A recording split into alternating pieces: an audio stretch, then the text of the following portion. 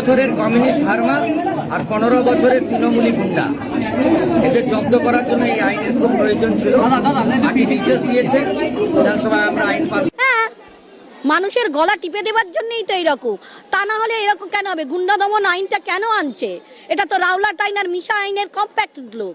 আমি আজকে বলছি, কালকার আপনারা আমাকে দেখতে পাবেন না, হয়তো দেখবেন গারোদের পেছনে, যখন দেখবেন অনেক ভিউ হয়ে যাচ্ছে, অনেকের মাস এসে যাচ্ছে এর পেছনে। আমি যদি আজকে রাস্তা দিয়ে যাই, সেখানে দেখে যদি 20-30 হাজার লোক আমার কাছে, কালকেই বলবে গুন্ডা দমন আইন এটাকে তোল, গুমখুনও করে দিতে পারে।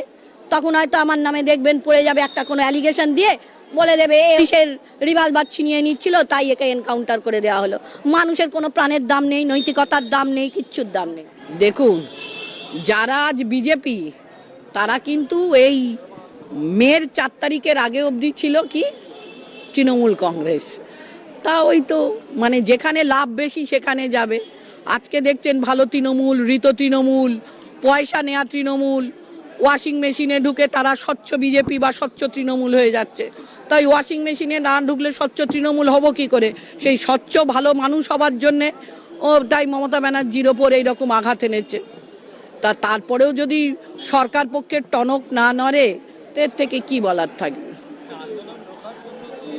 হ্যাঁ, মানুষের গলা টিপে দেওয়ার জন্যই তো এইরকম, তা না হলে এরকম কেন হবে? গুন্ডা দমন আইনটা কেন আনছে? এটা তো রাওলাট আইন আর মিশা আইনের কম্প্যাক্ট লোক।